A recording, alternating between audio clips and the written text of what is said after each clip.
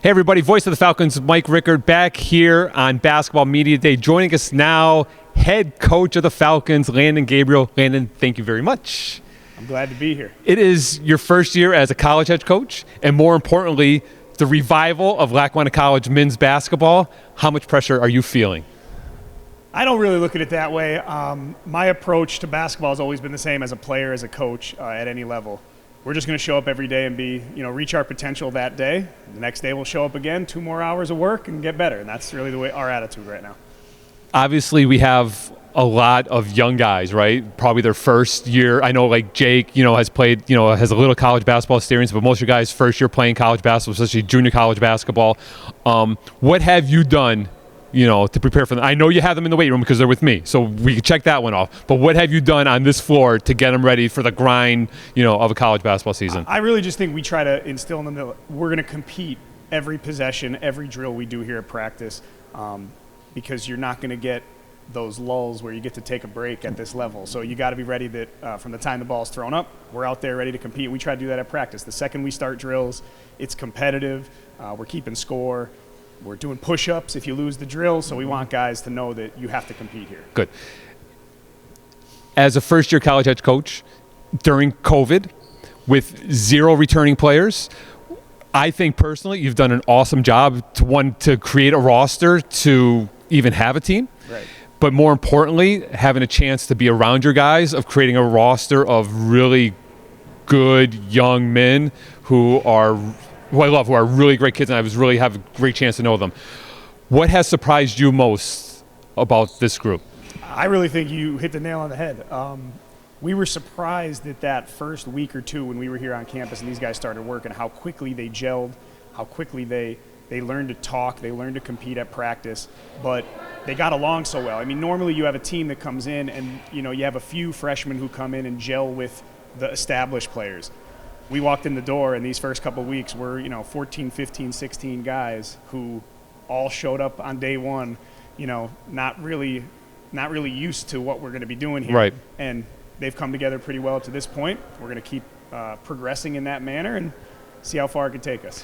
What are your now? Let's talk expectations, because at Lackawanna, especially with football, women's basketball, baseball, all our sports, men's basketball in the past, we've had very successful seasons, right? So what are you going to take as a success? Is it just being able to play during COVID? Is it be able to get the 500, get a couple W's, play for a championship? Well, just my familiarity with the region is I'm a new guy here too. Right. So with all this craziness of COVID and trying to really gather some information on teams and really learn as much as we could about them. The goal for us is just going to be real simple. We're going to show up every night. We're going to work our tail off. We're going to play to win basketball games. But I'm not going to necessarily set a number on it and say this is a success and that's a failure, just because I don't think that would be fair to the guys. We're just going to show up every night, and we're going to compete as hard as we possibly can. Good. We'll see where that takes us. Right, and that's what we want all our teams to, right? And that's where recruiting comes in and coaching. Guys compete. We're gonna, if not win, we're gonna be in games every time. Absolutely. Talk about Kirk, your assistant. He's your cousin. Yep. So how has that dynamic been? Working out, because you're shorthanded, because Coach Morgan was supposed to join the staff with COVID. Right. It was best for him not to to join up with you guys. So how has Kirk been as an assistant? How that dynamic? I've really been leaning on him a ton. He has more college experience as a coach than I do. Okay. So I've come to him for a lot of things. He's more than a cousin. He's been like my brother since we were young kids, and I trust him with everything. I know he has my back, and I know we're going to both work really hard together. So that's all I could ask in an assistant coach. And like you said, we have other great guys on staff, but because of COVID, we're having some issues with getting those guys here, and we understand that. I mean, everybody's safety and health is the priority. But we are still really excited those guys are going to be helping out when they can, whether that's Coach Morgan breaking down some film for us for an upcoming opponent, or Coach Calais coming in and doing a workout once or twice a month when we can get some gym time. But, it's been tough these first couple weeks dealing with all these things, but we're fine. We'll be fine.